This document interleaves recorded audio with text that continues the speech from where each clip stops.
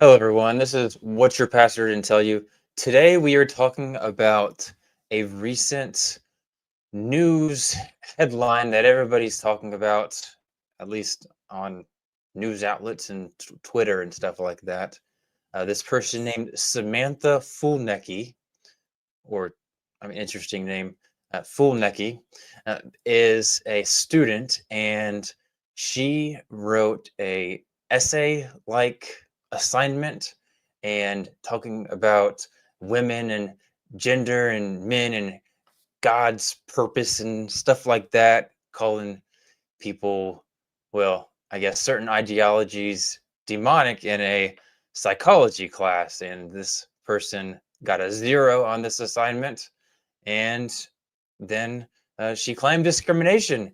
And not only that, but she was almost awarded, it seems like, some type of award She's definitely for being rewarded in many rewarded. That ways. is a good point. Yes, rewarded by these people like Oklahoma House representatives. Uh, like, apparently, this is some really awesome, great thing that she did, or something. I'm actually not sure why they're rewarding her. That doesn't really make much sense for Oh, standing I up can for make what's sense of right. it. I can Okay, make sense well, of it. we'll figure that out. So yeah, transgender professor fails student for quoting the Bible in her essay. So lots of Is that fun things. true? Yeah, that's a wonderful question. But to those who don't know Nitty, or maybe know Nitty from the comment section, Mm. uh, this is Nitty, everybody, and Nitty is often seen in my comment section asking for Moses to come on the screen, some weirdo with a costume, which I would never do Mm. personally. No, But no. people like to do costumes. That's okay sometimes. But anyways, yeah, isn't this just a fun little story, Nitty? It is a perfect story for my channel and how I usually talk about the intersection of faith and politics, Hmm. and social media. Sometimes a little dab of how people's minds work, and the nitty gritty of theology sometimes, and or morality, all kinds of stuff. It's a mixed bag, but this is Hmm. the perfect kind of thing for me to talk about. Yeah, yeah, definitely. Yeah, no, I like your little political section. It's an interesting intersection between the Bible and politics. It's fun. So yeah, so we're gonna read what she wrote, what got her in this big trouble that was a 0 out of 25. How terrible. And of course, there's a big part of this is that the TA or whatever what the person was is trans, supposedly. And yeah, it's a really interesting story. So I guess we can read the paper. Does that sound like a fun idea? Yeah, absolutely. All right, let's get I into want to see that. how freaking wild the content of what she said is. Yes. Well, if religious discrimination. So I would say it's just her religion, her beliefs, right? Right. Yeah, yeah. Yeah. So uh, so this is her response to the assignment. And the assignment was basically just like, hey, a reaction paper to a a scholarly journal article. We'll look at the journal article. What I find most fun about this story is that you read her paper and you don't have a clue what the actual article she is responding to Oh is, God. because it just like it's barely mentioned. So yeah, let's get into it. So Mm-hmm. she starts with this like very stereotypical response, which I admit that I do that in my responses too.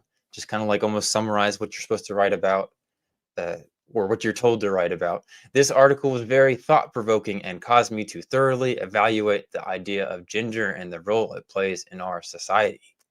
The article discussed peers using teasing as a way to enforce gender norms. And by the way, it, it was not really about teasing, but more like bullying.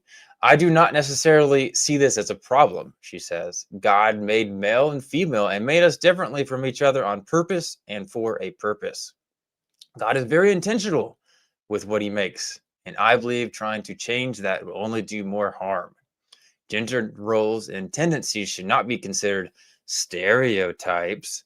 Women naturally want to do womanly things because God created us with those womanly desires in our hearts. The same goes for men. You hear that, Nitty? Um, God created us with those womanly desires in our hearts. Wait, God created what? I mean, man desires. I have the biggest man desires, let me the tell you. biggest man desires, but God created you with those, Nitty. God did. Mm, God created men in the image of his courage and strength, and he created women in the image of his beauty. He intentionally created women differently than men, and we should live our lives with that in mind. That's just the first section. Uh, there's so much there for me to unpack. so I mean, much, so much. I wow. love. I just can't understand like where she is getting so much of this stuff. Like, oh gosh, how am I supposed to do this? I have no idea. Um, Based in reference to the article, right? yeah, yeah, like, well, no, not only that, but from like a biblical perspective, it's almost like Mm, she's kind of like just taking whatever her pastor or kids from church say, it's kind of what like, her pastor told her. Perfectly apt for this channel. yes, exactly. And but it's just I've never even heard some of this stuff before. Like the same goes for men. God created men in the image of his courage and strength. Where is she getting that? There is a Christian book that I read at one point called Okay. Wild at Heart, and it does try to draw like these kind of character connections. Now, those two explicitly, it's been like a decade or more since I read it, but it was for like a men's Bible study thing. Interesting. Yeah. So the first sentence, I Hmm. mean, if I can I just start cracking at this a little bit? Go for it. Hmm. So the very first sentence, I would love to see what that means to her. What does a thorough evaluation of gender and its role in our society to her, right? And if her thorough evaluation is Genesis chapter 3, 10 verses, whatever. That's not a thorough evaluation. That is a uh, narrow, old perspective, but it could still be a timeless one if you're a Christian, right? Hmm. Um, it's a very focused perspective, which actually is not an exhaustive one, right? Um, all the idea of gender roles, to me in Genesis 3, are just the headship of the man as part of the curse, by the way, and the servant nature, the helpmeet nature of the woman. That's not really established in their creation, right? If I'm remembering right. I think we can get into that in a second here. Yeah, But but even with that said, there's so much more to what how that actually plays out in like the systems and organizations in our society and just relationship dynamics. There's to thoroughly evaluate that with a several verse Christian interpretation. It those two things are not the same, right? That sounds like a contradiction, right? That's not thorough. It's taking a very simplistic perspective and then declaring it to be so, and then making your conclusions fit whatever that is. sure. And of course, this is a psychology class. I could Right. see maybe this being somewhat suitable for a theology beginner class, maybe something like Liberty Universities, one of their silly little classes they make everybody take, or maybe a Sunday school type Yeah, I was gonna situation. go there. Yeah, this Yeah. is like something you would write in your young adult Bible study group. Yeah. Yeah, Like exactly. get my Beth Moore devotional out and let's go. Like Right. And well, maybe that's what she took it as. That's so funny. It reads like it actually. It's like because as we'll later read, some of the directions kind of like just respond to this with your thoughts. hmm And she's like, okay, I guess this is what all that training in church was preparing me for. Yeah, Girl Defined. I bought my Girl Defined devotional and I'm gonna nail this one. Yeah. Yeah. And but there's just so much there. So God made male and female and made us different from each other on purpose and for a purpose. Okay. So she's certainly not getting this from the Bible. But like there's no specific verse that talks about, you know, we're making you different, men for this and women for this.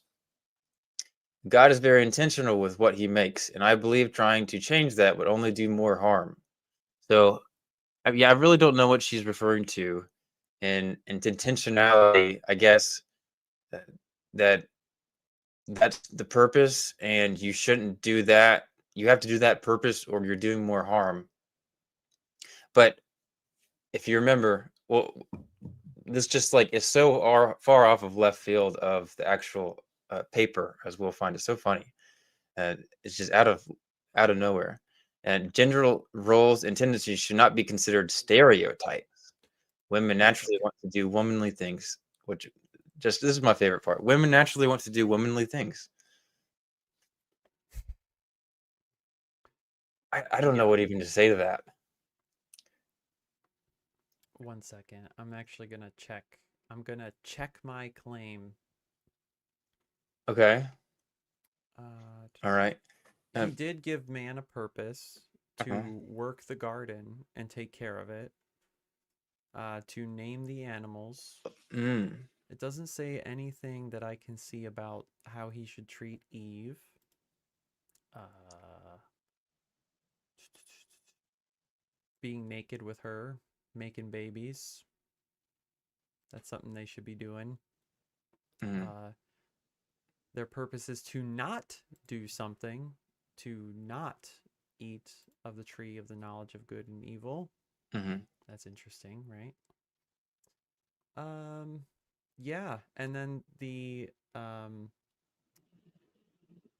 relationship between the male and the female changed with the curse, or as it's described, the fall of man. mm, And if you're to impose that as the gender roles, well, why are you saying that the curse is how it ought to be?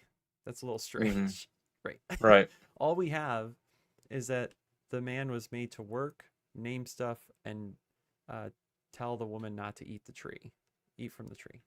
Right. I Right. don't see much more in there than that, Yeah. and to make the babies. I just find it so interesting that like what has to be going through her mind other than just spouting off whatever she heard from church, I guess, as she's writing this paper. Like it's just so far different than I guess how I would write a paper because you like okay, I'm making an argument for something and she's just like just spouting off like she's not even getting reasons for why she thinks this. It's just No. here it is. Like, so you're like in your head, you're thinking, okay, let's try to figure out, where's this coming from and what the justification is. But we just have no idea. It's the farthest thing from any kind of argument.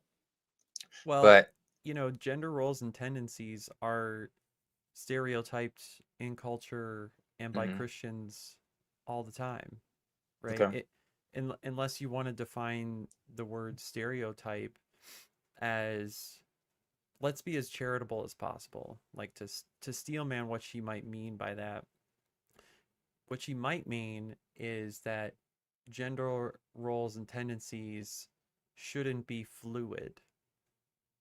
They need to be static, Hmm. right? Right. Maybe that's what she's trying to say, but Mhm. maybe that is not the kind of sophistication she approached it with, right? Yeah, she thinks that women should do some things, and then men should do other, and that's what what the roles are, right? Um, but yeah, no. Then this God created men in the image of His courage and strength, and He created women in the image of His beauty. I I, I could say that 100% confidence. That makes no sense with any type of uh, somewhat legible understanding of any Bible verse. It's Why just isn't weird. why isn't the man created in the beauty of God? Because depending on how you read the creation account, right? They're created at the same time. So why would he make one uh, out of his beauty and not the other? It's a good question. David says that we're fearfully and wonderfully made, right? Yeah, So seems equally beautiful. In an ancient Israelite conception, though, I think they would have considered that pictured him as a man, Yahweh God. So, if Hmm. that's the case, they might have even seen men as more mapped onto some type of physical thing. Ideal, yeah, physical ideals, yeah. Yeah. So, this beauty, I think, I think that men were created in the image of His beauty. Hmm. You can quote me on that. Okay, I'm good. I'm good to keep going on this. Sure. All right. It is frustrating to me when I read articles like this and discussion posts from my classmates. So many people trying to conform to the same mundane opinion so they do not step on people's toes. I think that is a cowardly and insincere way to Mm. live. It is important to use the freedom of speech we have been given in this country. And I personally believe that eliminating gender in our society would be detrimental, as it pulls us farther from God's original plan for humans. It is perfectly normal for kids to follow gender stereotypes because that is how God made us. The reason so many girls want to feel womanly and care for others in a motherly way is not because they feel pressured to fit into social norms. It is because God created and chose them to reflect His beauty and His compassion in that way. So we'll stop right there. Did you have anything to think about that? Any? Um, is it a mundane opinion to try to treat people with respect and how they would like to be treated? Is that just, oh, ho hum?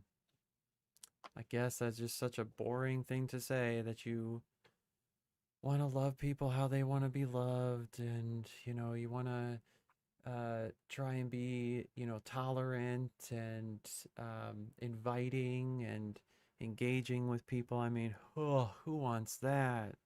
No, like that takes work, right? Mhm. That takes self-consciousness, right? That's not a mundane thing. That can actually be a radical thing, right? If you are well known for being a charitable, Mhm. expressive, um, not just friendly, but like engaged person, right? When people talk to you, they feel listened to, um, and understood, right? And I want to conform to that.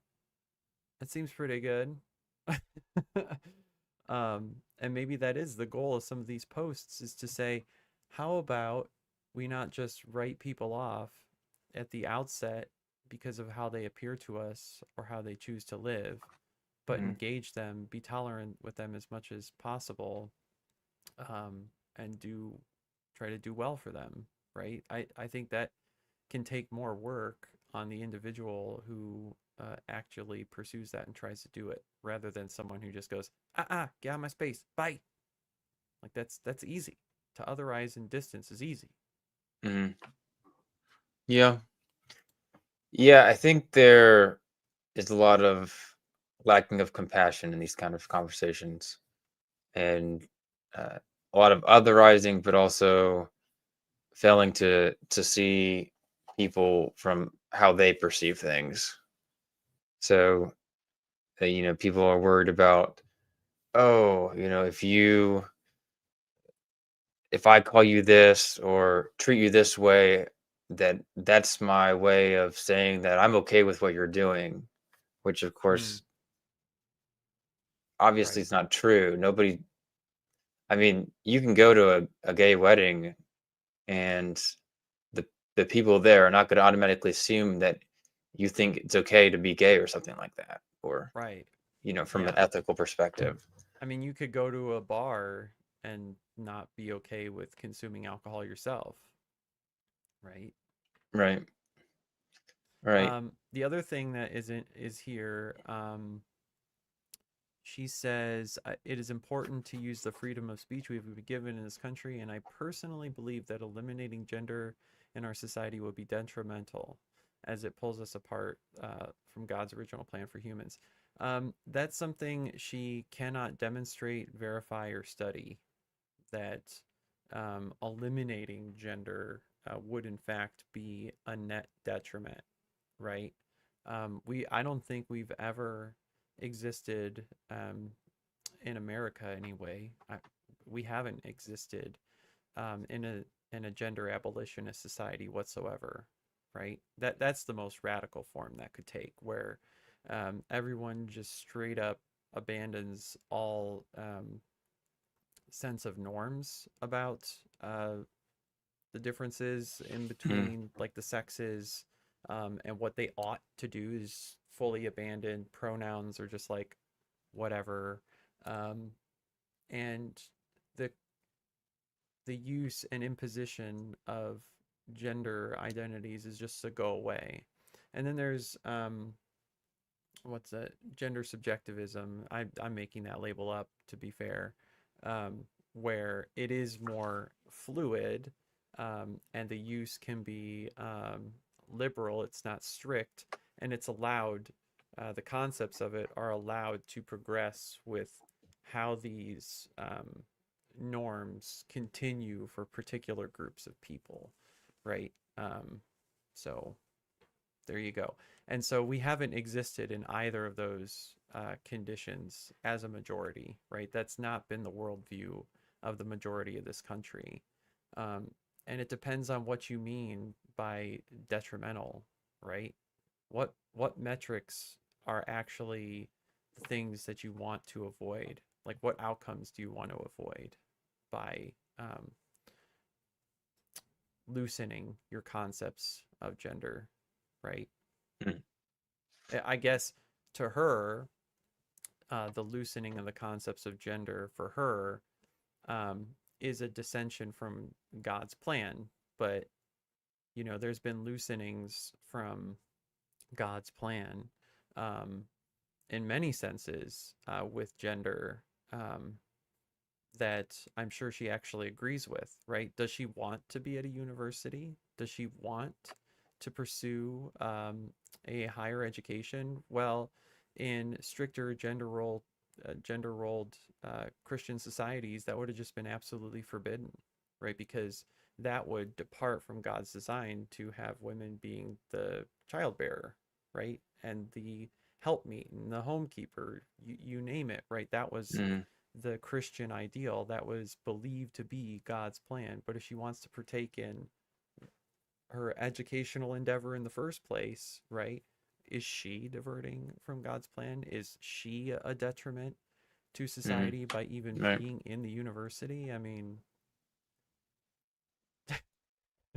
she seems like she's writing her ticket out. Yeah.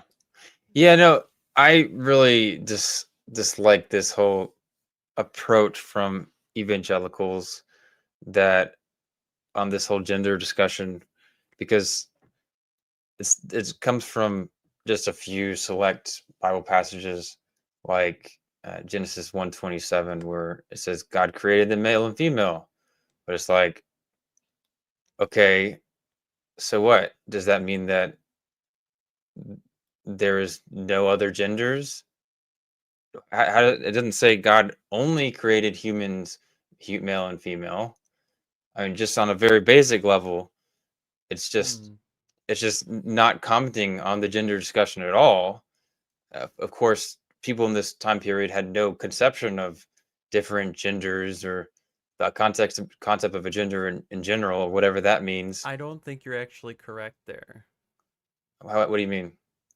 Because I think I heard I from Francesca Stravlakopoulos' book uh about it's actually about the chapter about God's penis, um, where she discusses how eunuchs were both in some cases they were venerated as a purified form that kind of lacked gender, and sometimes denigrated because they can't fit into specific roles based on mhm. uh, their emasculation, right? Okay, Or let me correct sorry, myself then.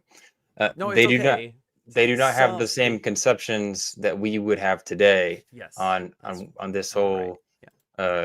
only two genders idea, or the difference between sex and gender That's necessarily. yeah, because even in that context, right, it was deeply tied in with the ability to procreate in either case, right? So um it definitely wouldn't be associated as much with the way that we think about it and how it impacts society. Right. Yeah. So either way, like, it's the clearly the discussion, that's not the purpose of creation, to define the sexes or the genders of what there is and what there should be for all time. Or Mm-hmm.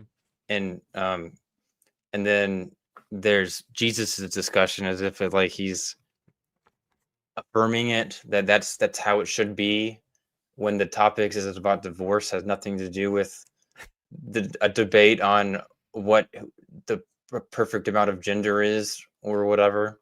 That's right. Or how those partners are expressing themselves in the culture and the relationship itself. There's no Right. commentary on that. It's, you know, here's what God made and what he seemed to intend about making them in this dimorphic form just to be in union. That's really all he's saying. Yeah. Right. So just from the very start of this, like, the biblical texts are not commenting on this at all. It's not even close to the topic at hand. They might have had specific opinions, but they didn't write about those opinions. And so then there's this, like, whole discussions on what the Bible says. The biblical view of gender is just, I don't know, it's wild to me. So you have that kind of stuff in here. Uh, You know what's also that's a really God who funny made us. Do what? is that if her conception, one of her conceptions of women doing womanly things, Hmm. is to express themselves in their beauty and wear makeup. I seem to recall the Apostle Paul saying, maybe you shouldn't adorn yourselves with jewelry and make yourselves look super fancy when you come to church. So she might be a walking contradiction of something that she might, uh, well, she might not even know that that could be an ideal for her gender expression is to actually lack the things that she puts on every day. Yeah, but no, that's a cultural thing that you gotta remember. It's a Oh, cultural damn thing. it. Yep. Ah. Yeah, yeah. The the reason so many girls want to feel womanly and care for others is in a mother way is not because they feel pressured to fit into social norms. So that's an interesting claim in itself. Like, surely some people feel pressure to fit into social norms. But Mm-hmm. it is, maybe she's saying, that's not mainly the reason. It is because God created and chose them to reflect his beauty and his compassion in that way. I just don't understand where she's even getting this from at all. Yeah. Okay. Number three. Uh, oh, I that's awkward. Just ignore that here. Let's try this again. All right. Oh wait, she actually attempts to put some Hebrew in this. Yes, yes. So Oh God. in Genesis, God said that it is not good for man to be alone. So he created a helper for man, which is a woman. Many people assume the word helper in this context is to be condescending and offensive to women. However, the original word in Hebrew is ezer kenegdo, and that directly translates to helper equal to.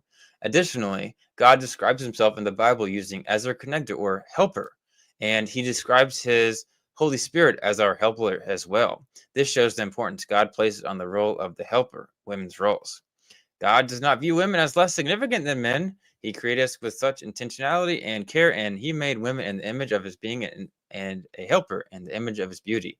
If leaning that into that role means I am following gender stereotypes, then I am happy to be following a stereotype that aligns with the gifts and abilities God gave me as a woman. So she goes into this Whoa. whole Hebrew discussion of what the word ezer kenegdo means. And I find it interesting because she's obviously getting this somewhere, but she's not getting this from some super evangelical resource. It seems more like something someone like an egalitarian Christian would say. Oh yes, definitely. Like this is And not what you would hear at Doug Wilson's church. right. Uh, s- so it's really fascinating. She's a little all over the spectrum. It seems like, but yeah, no, like her, but it's but she doesn't like cite it, which is I don't know. It's funny to me. Like I don't so like she's not just like coming off of this from memory. It's coming from somewhere. But Especially that part. That one definitely feels like a I think it's like K Arthur or Beth Moore or Girl Defined kind of thing. mm, Well, not Girl Defined. No, they're very homebody type. yeah, Um, I get what you're saying. Yeah, yeah. What's the other one? I I'm just just find it gonna so pick on interesting. Beth Moore, but Yeah, yeah, that definitely seems like something she probably actually read not long ago, mhm, if I had to guess.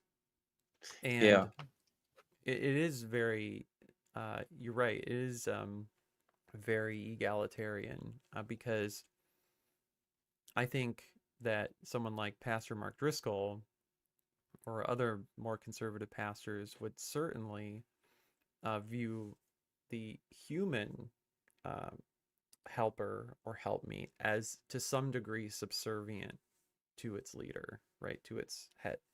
Um, and the Holy Spirit um, is not something that's equal to man, right? As a helper. And I'm fairly certain that the Greek for whatever the Holy Spirit is described as is not the same in connotation as the helpmeet in Genesis.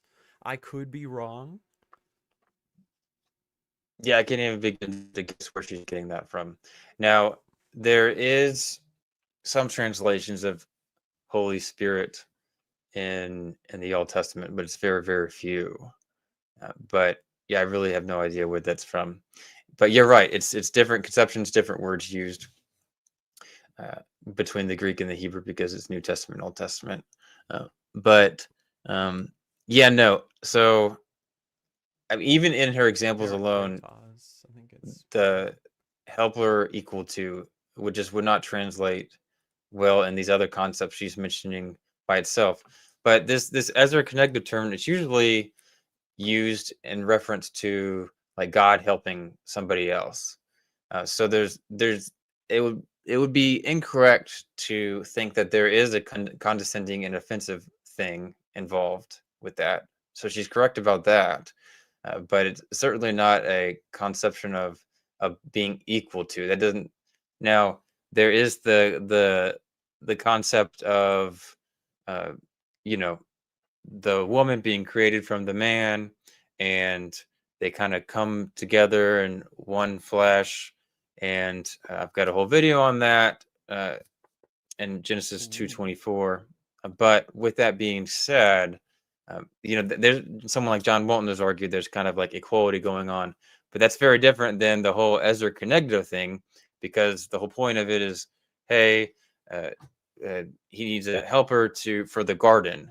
Like it's not even a question of value, I guess. It's a question of like, maybe specifically value in the concept of like value of actually being able to work in the garden, like your efficacy or whatever, but not uh, like value as a person or something like that. That's not really the point here at all. So I get what you're saying. I get what you're saying. It's not the idea of being granted some equal kind of um, social strata or yeah. oh shit, what was the word I'm looking for?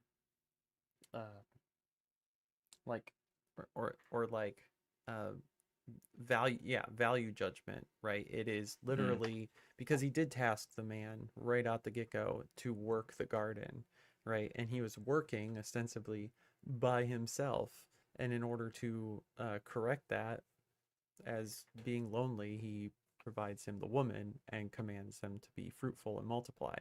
But yeah, it never says anything about strata between them. yeah, right. uh, Maybe it's talked about in other places in Genesis 2 to 3, but not specifically with the word as we're connected. So, yeah, really interesting. But then also that you have a lot of Christians that use Genesis 127 and how there's no hint of like discrimination or hierarchy in Genesis 1 between men and women. So that's arguing some type of equality. Like I would have gone there if I'm going to go somewhere, not Ezra Oh, Cognegdo to that's a yeah, good point. it's interesting. I don't know. This whole paper is just really fascinating to me. Where it just if she just gave me a citation, that would just like cure so much of my curiosity. Like, where is she getting so many of these weird ideas?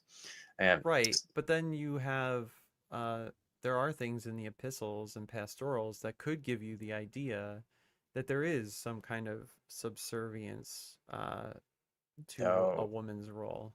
Oh, really? no.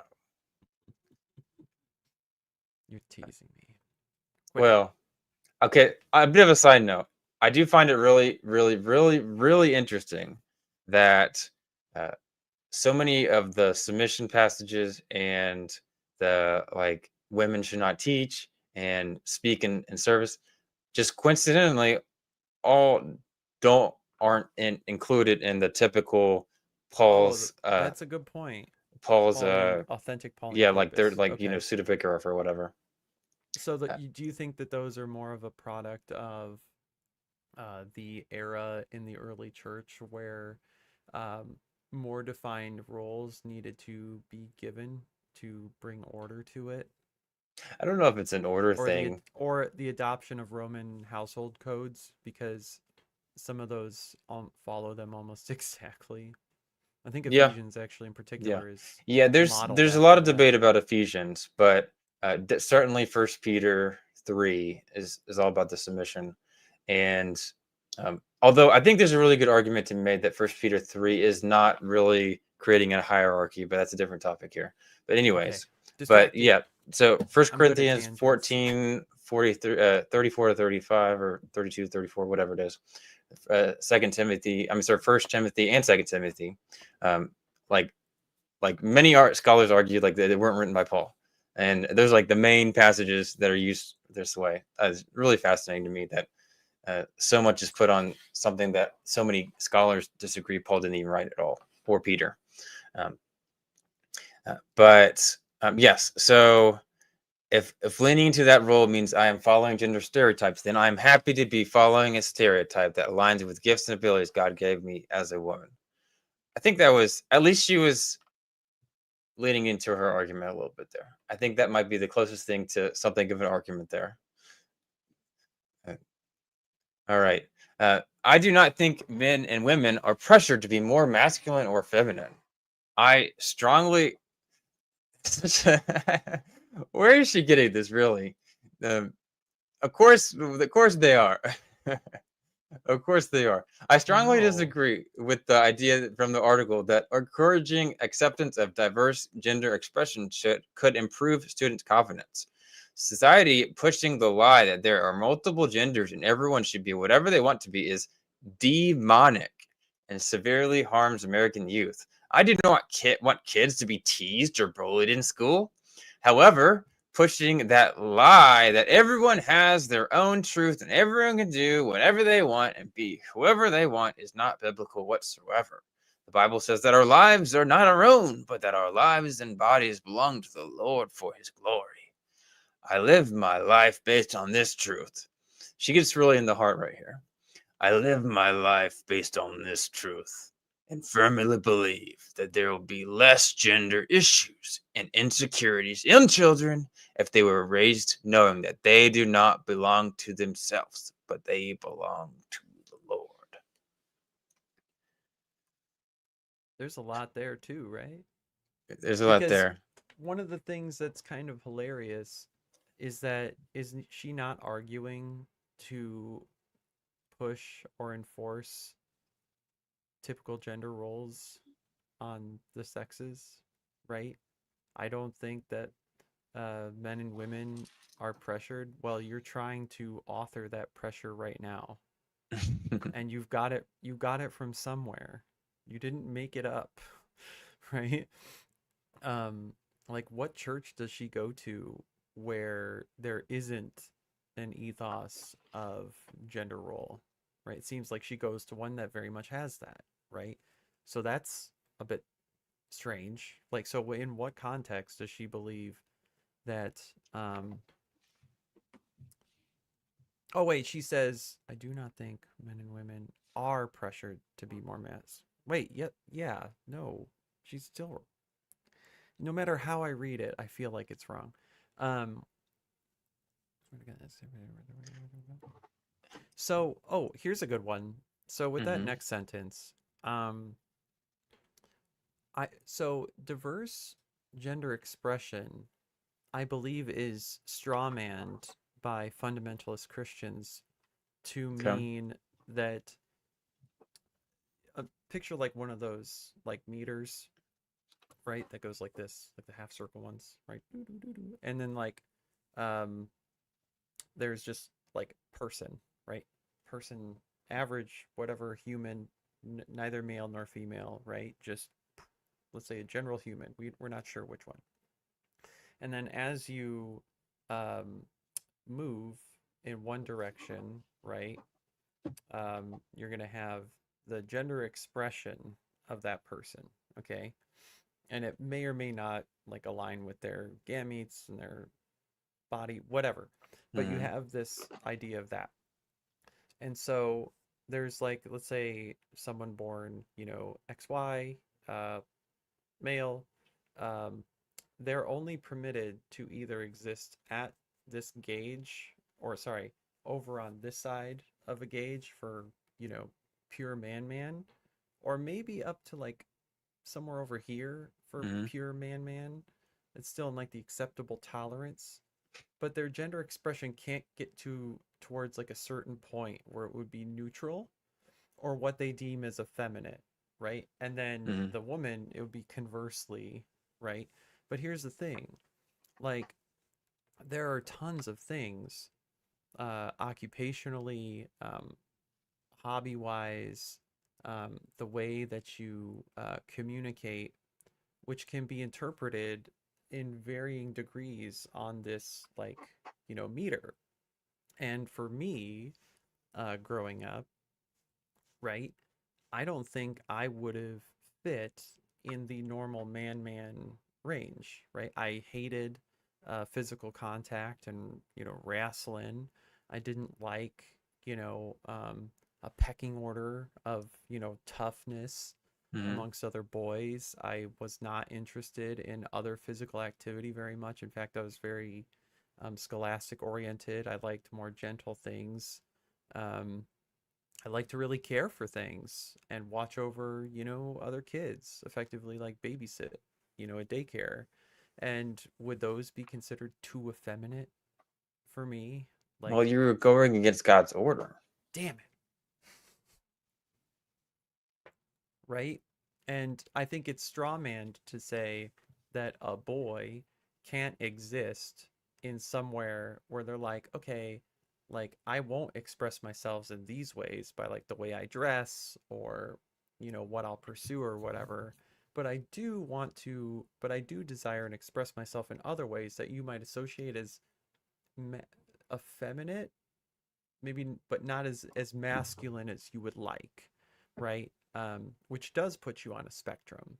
And bullying someone for being Mm, and exhibiting traits that aren't, really one way or the other, depending on who you ask.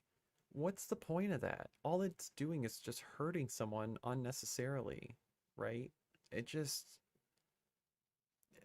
they like want to pull that person into their black and white thinking of whatever that is, of what a man or a woman should be mm, in their ideal culture, when we can demonstrate and watch and encourage people to be places on that spectrum, right? mm. And if they want to put a particular label on it, so what?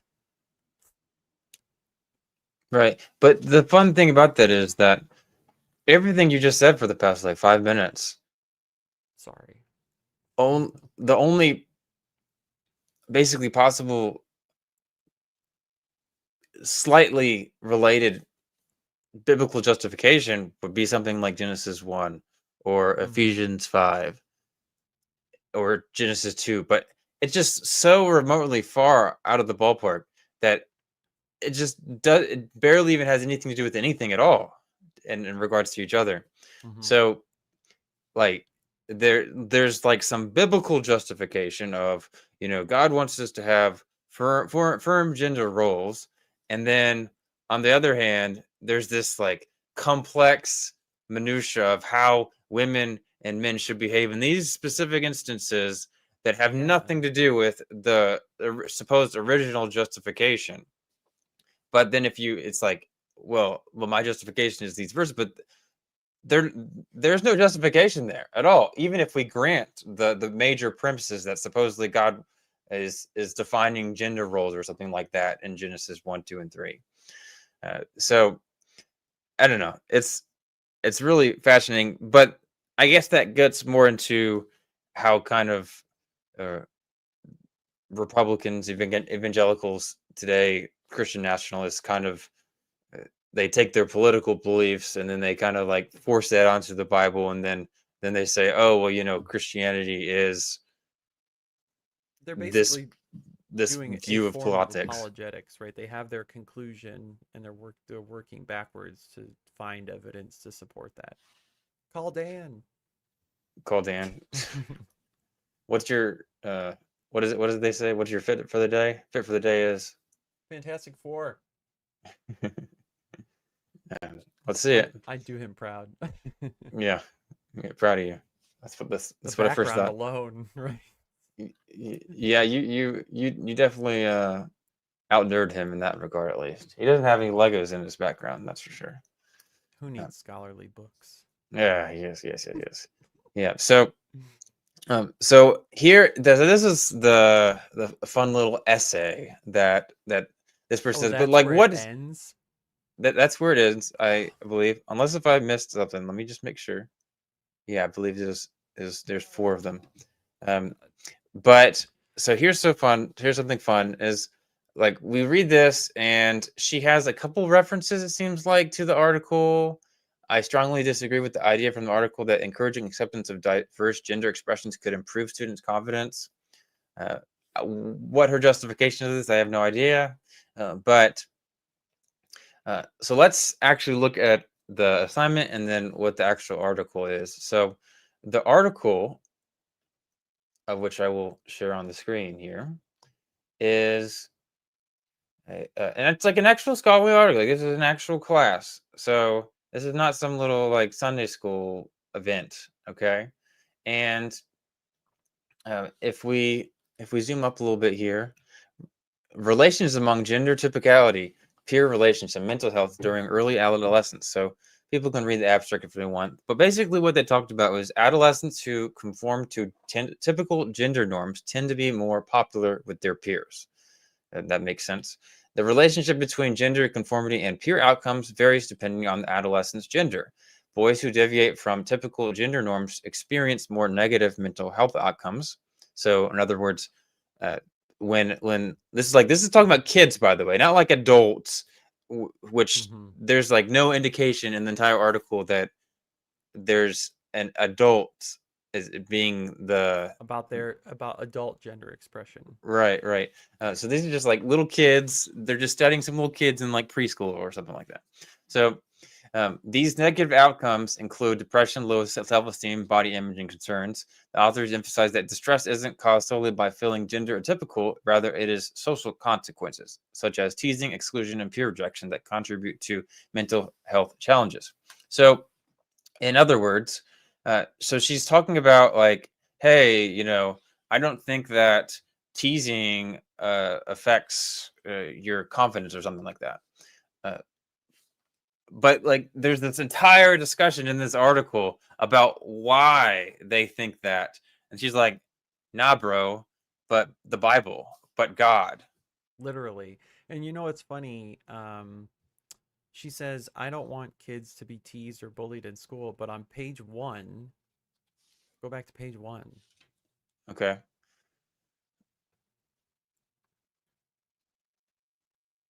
is that not good enough for you? You can see page one right there. She says, the article discussed peers using teasing as a way to enforce gender norms. I do not necessarily see this as a problem. Yeah. So, are you cool with it or not? Right? Is it a problem? Not a problem? So? It's kind of like condoning slavery. Okay, I'm just sorry. Right? If you had a strong opinion that you disagree with it, then you shouldn't write that sentence. Right? Because it would be a Mhm. problem, right? If you don't think it should happen, bullying and teasing is a problem, right? So what part of the paper did you make made you think, oh, so she doesn't think, or she does think it's a problem? On page 4, where she Okay. says, I do not want children to be teased or bullied in school. Oh. So it seems she believes it's a problem, she but then she literally she literally contradicted herself. That's so funny. I did not notice that. No, that's so funny. Yeah. It's interesting that she says teased or bullied, but in the first part she says, I don't see teasing as a problem, but she doesn't see bullying as a problem. So, well, uh, teasing and bullying is well, sure, it's subjective, but I mean, it's kind of like the heap paradox. How many grains of sand yeah, is a heap? How much teasing is bullying? I mean, it depends on the person, right. right? And some people are more particularly sensitive to that. But we Mm, definitely know that excessive teasing uh, would be detrimental to really literally anyone, right? right, That's why we have human resources departments at work.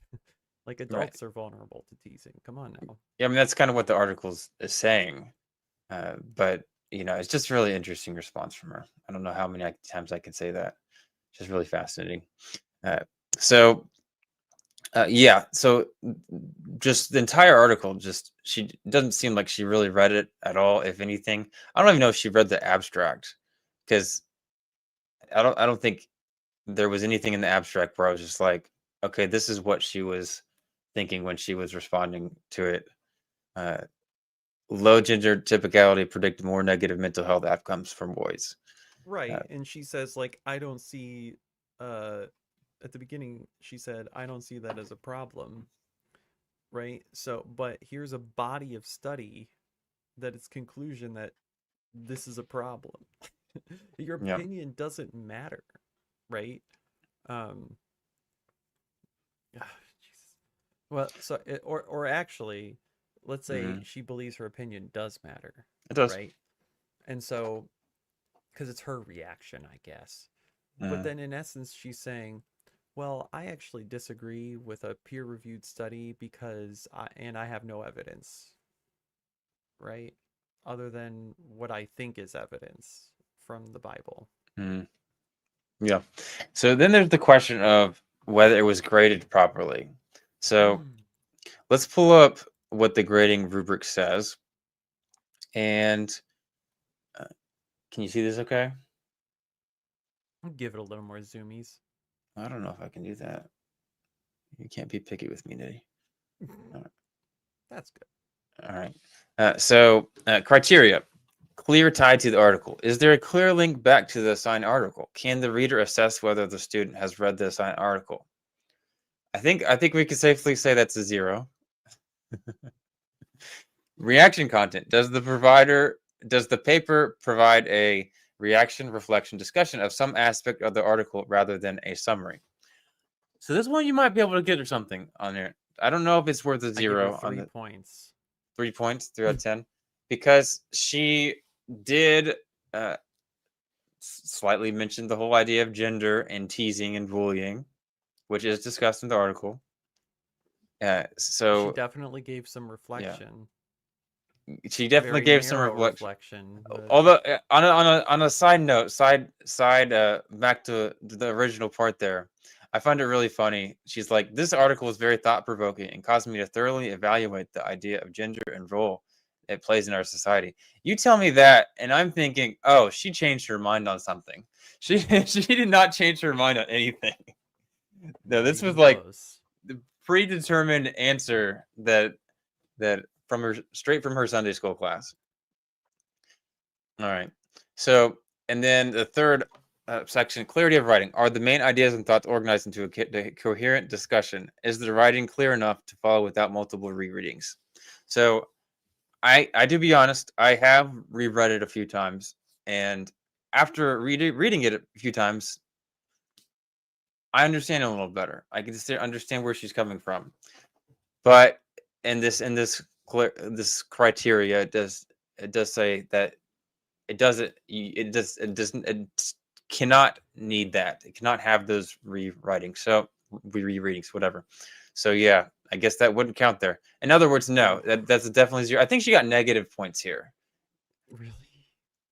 I'm not from the Oh, teacher maybe, but I mean, I would give her negative points for this here because this was like right. impossible.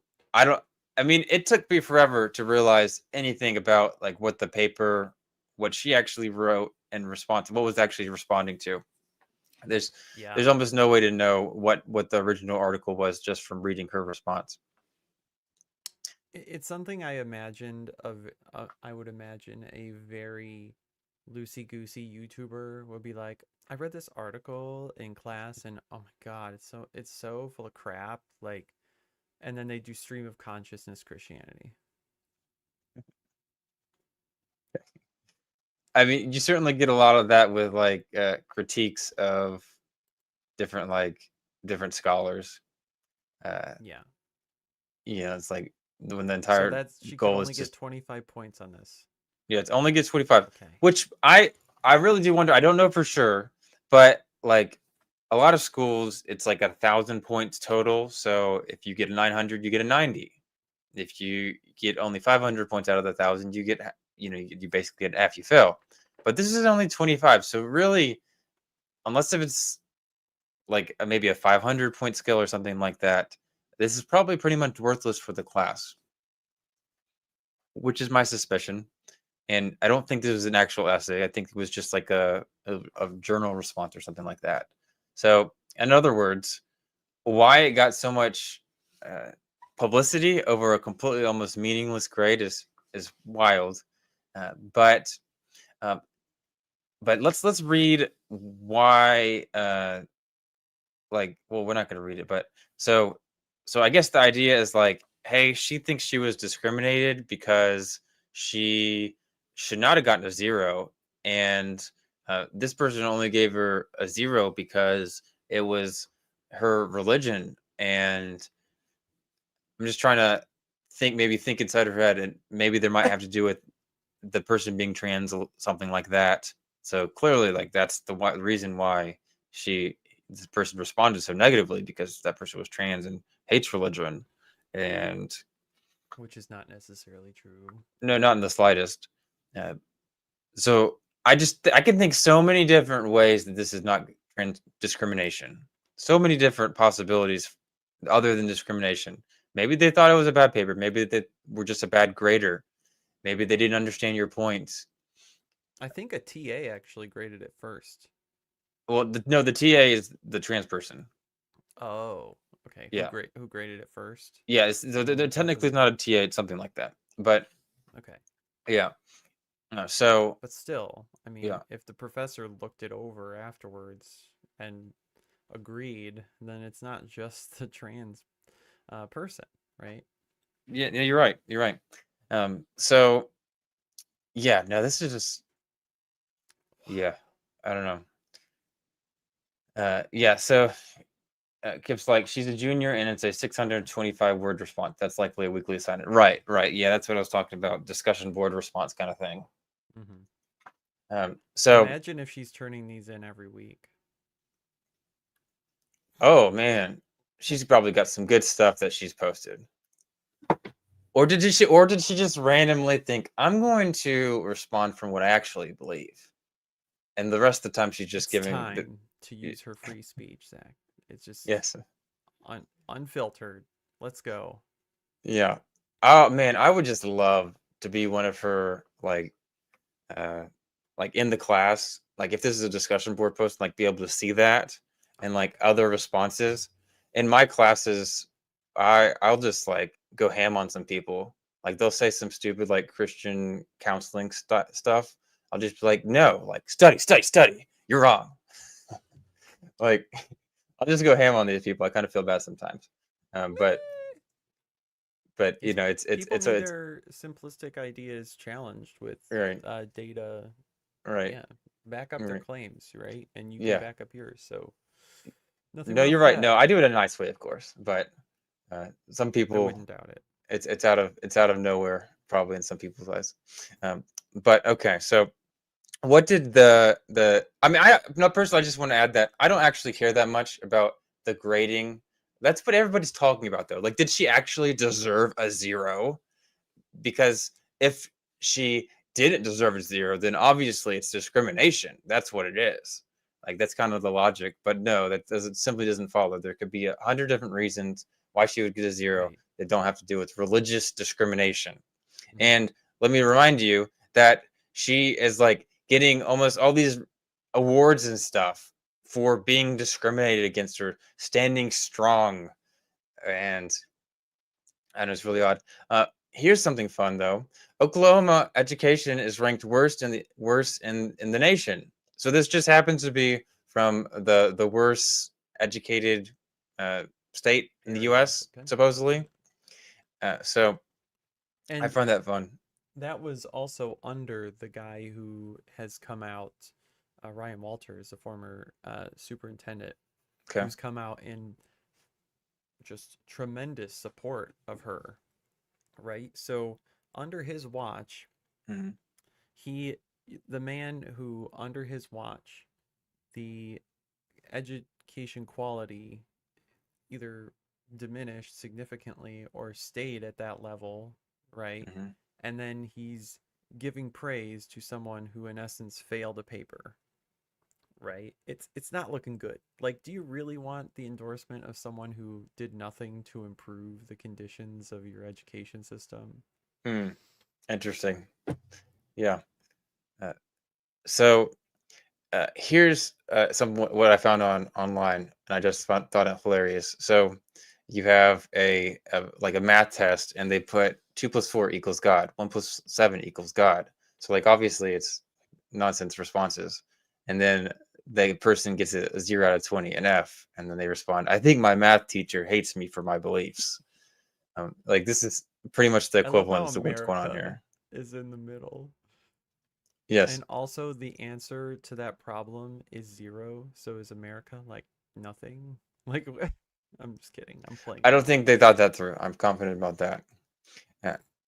So let's see here. And what else we have? Kip has a good point in the chat that I think her appraisal was probably the yeah.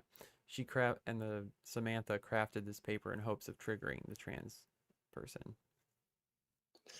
I guess it's possible. Maybe. Whoa. Imagine this. Okay. Imagine this. Imagine she writes like a troll paper where she's. I mean, this would certainly explain the women do womanly things type of. Like she's like, man, I'm gonna write this story. I'm gonna write this response that's just pure nonsense, and then I'm gonna claim religious discrimination because clearly my TA is gonna get triggered, and I'm gonna basically call him the demonic, and then I'm gonna tell the news. And The ultimate grift. her mother's a lawyer who defended January Sixers. Oh, I really don't unbelievable. know too much about that. You What know is what's really January funny, Sixers? Zach? It's that in preparation and during the stream, we're doing more research on this than we probably ever intended to. Yes. Oh yeah, I've got so many more things I should be doing.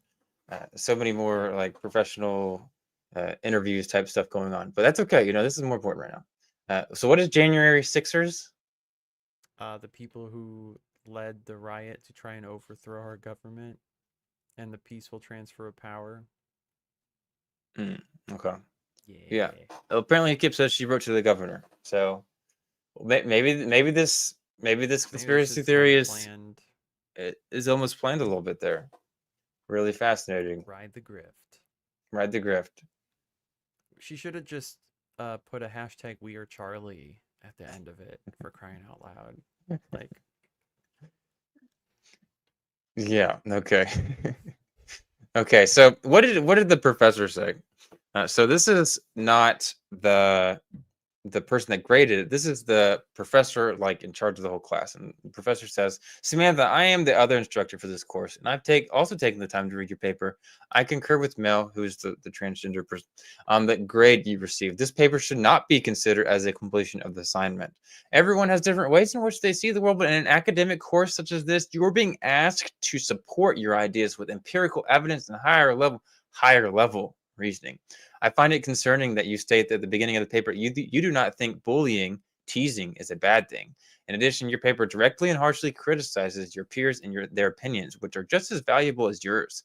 Disagreeing with others is fine, but there is a respectful way to go about it. That goes for discussion posts as well as reaction papers. Please employ more thoughtfulness in your future assignments.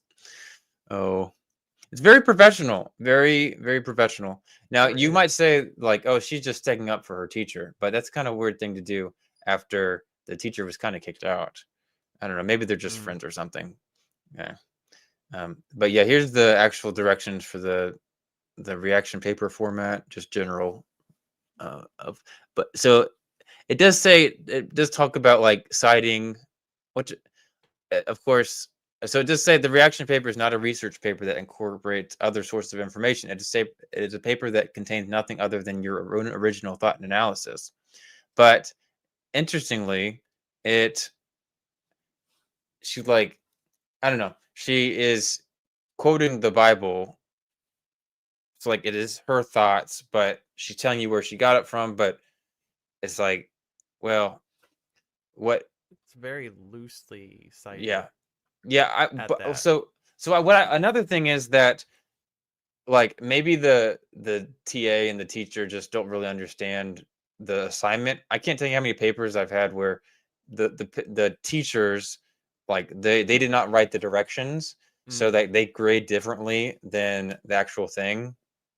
And I mean personally in this kind of situation, I think that they just thought that this was just like such a terrible paper and that it was almost insulting that they were just like zero. Okay, like we're not even spending time on this Right. one. Okay, Yeah. all right. Um, but yeah, yep. So that's about it there. Any last thoughts there? I mean, I think personally, I'm pretty interested in going through the social response to this. Uh, So if you could forward me like some of those things that you dug up that are happening in the culture war of this portion of it, because I think that would be some good stuff that people could go and engage with me on my channel, where I am going to be a bit more critical to the Christian side of it. To be clear, I'm not a believer, but I do know stuff about the Bible. I try to be good faith most of the time.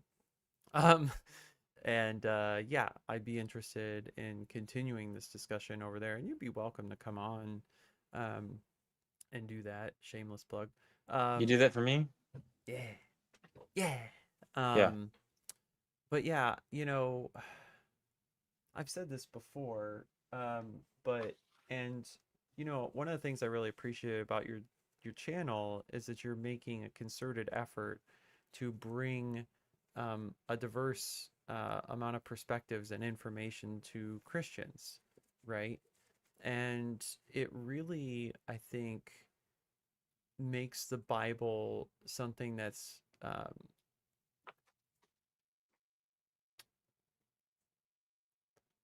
it makes the Bible something that is worthy of inquiry and respect.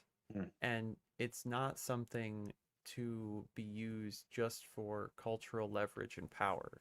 And I mm, say a lot of times that this thing can be used as a weapon. And in her hands, in my opinion, it seems that she has been taught to use this mm, as a force for culture, power, and influence, mm, especially when it comes to how people ought to express themselves. And, given the content, I haven't read the study, but given the angle of that study and my own experience of growing up as I would say, I'm generally a man, right?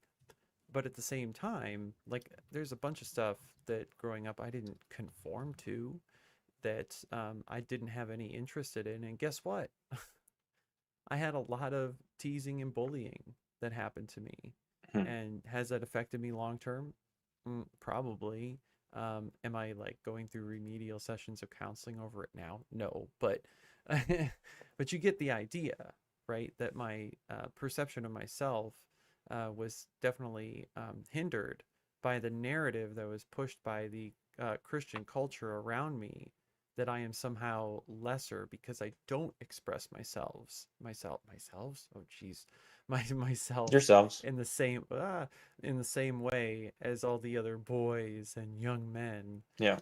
around me. So it, there definitely was pressure to conform, and the majority of the suburb I grew up in was Catholic, and very proud of it. Um, so there you have it, and that's coming from uh, a sect of Christian belief that wants to enforce their perception of these roles and what I ought to have been Mm. to them. And, so for some people, that's just not a feasible option, right? They're just not going to fit. And they shouldn't be harassed, bullied, or meant to feel lesser than because of that. And what's even Mm. funnier, by the way, is that if you want to work back from the conclusion that men are a more nuanced thing than the tough guy, you could go find evidence in the Gospels of Jesus acting actually quite effeminately at times. Mm. Um, and that could be, discomforting for the machos, in the audience, right? Mm. But Yeah. Well, one thing before we leave, actually, I wanted to read what the T TA or whatever the male Kurth, the trans person that graded the paper says. So it says, please note that I am not deducting points because you have certain beliefs, but instead I am deducting points for you posting a reaction paper that does not answer the questions for this assignment. Contradicts itself. That's also, yep. So they noticed it. Heavily uses personal ideology over empirical evidence in a scientific class and is at times offensive. While you are entitled to your own personal beliefs, there is an appropriate time or place to implement them in your reflections. I encourage all students to question or challenge the course material with other empirical findings or testable hypotheses, but using your own personal beliefs to argue against the findings of not only this article, but the findings of countless articles across psychology, biology, sociology is not best practice. You argue that abiding by normative gender roles is beneficial, but then to say that everyone should act. So I guess he got cut off for whatever reason. But yeah, no, I did not expect such a nuanced and well-mannered response from that person. Actually, when I first heard, yeah, I thought it was going to be some like super emotional, like the I could. stereotypical like atheist, just what's that God's Not Dead movie? Yeah, Oh like that yeah, kind of response. God hater, Yes, crushes yes. and Atheists are just mad at God. yeah. Right. Someone in the chat asked, what is um, far right media? I Oh. think is it. Um, that's a bit of a subjective assessment, but typically it's used to describe um, the type of uh, propaganda or opinion that there ought to be a particular group of power at the cost of basically anyone else. Um, and especially, minorities, and that policy should generally just be very black and white, and there's no middle grounds. They want mostly the imposition of force and to retain their own power. And Mm, the far rightness in this country is predominantly characterized by heterosexual white Christian males. And that's not to be like, self-hating whiteness over here or like white guilt or some shit. That's just the mhm, nature of the case. It just is what is happening, right? And they're unafraid to associate themselves with patriarchal and I'm trying to think of the word that I'm trying to use here. Um, Heavy-handed politics. Um, so that's how I would perceive it. Whereas the left, which by the way in America is nothing, like um, a lot of people on the left want to compromise most of the time, um, and have more of an egalitarian, peaceful, diverse society and tolerance. So yeah, Turning Point USA would be on the further on the right. They're not as wild as like a Nick Fuentes or Andrew Wilson on YouTube. mm. Yeah, yeah. And also, interesting question. What kind of class was it? So it was like psychology class. You looked into it a little bit. Maybe you concluded maybe it was like a 200 level class, but 2000, but yeah, that's like to a second level in there because the Oklahoma U had 1,000 classes, 2,000, 3,004. So I'm going to okay. assume that it's like the intermediate level of the Mm. classes. Yeah. And then as far as what the prompt was for the paper, I looked really hard and I could not find like something super clear. It's my understanding, correct me if I'm wrong, random people in the chat, that uh, the the requirements, so like so this is the grading criteria and this is the directions, but it's kind of like just a general paper of like, hey, this is how all of the research reaction things should go. And the it did just like, hey, just like respond to this paper, and then you have the top of it. Um, you simply have to read the assigned chapters in the novel, think about what you've read, and then put your thoughts down on paper. I mean, I don't know. Well, that second paragraph is really important that you didn't highlight. Oh, I didn't highlight any of it. Excuse me. Oh, so the next part in preparation, if you see a quote that you want to use in your paper, be sure to write the page number of the quote in your journal. That'll save you a ton of time when it comes to writing your paper. And if it's supposed, even the reaction paper is supposed to be in an MLA format, you have to cite sources, period. Like that's part of the format. Like what? And you know, her claim at the very beginning, it caused her to thoroughly um, evaluate her understanding of gender or and its role in society, then that would come with some engagement with the content, right? And she can't prove that she actually engaged the content at all if she won't cite anything from it. Mhm. Yeah. Yeah, it was a fun read. I'd say that. It's a fun read. It's a All right. ride. All right. So, anyways, it's been fun having you on, Eddie. Yeah, Yeah, of let's course. go let's go debate each other on something stupid on your channel sometime. But Okay. yeah, it's been fun. people can subscribe if you are interested in what Bible scholars have to say for my channel. That's what I do, interview Bible scholars Great almost stuff. all the time. And then if you want content that looks at the Bible and politics and how they intersect, And and sometimes philosophy and silly stuff. a little silly stuff, Apologetics. Lots of apologetics. yeah. Then you can interview, or not interview. You can subscribe to that. But I am anyways, an atheist. yes, he is an atheist. But it's been fun, guys. Thanks for tuning in. Like and subscribe. If you didn't like this video, subscribe anyways, because the next one's going to be even better. But thank you, guys. It's true.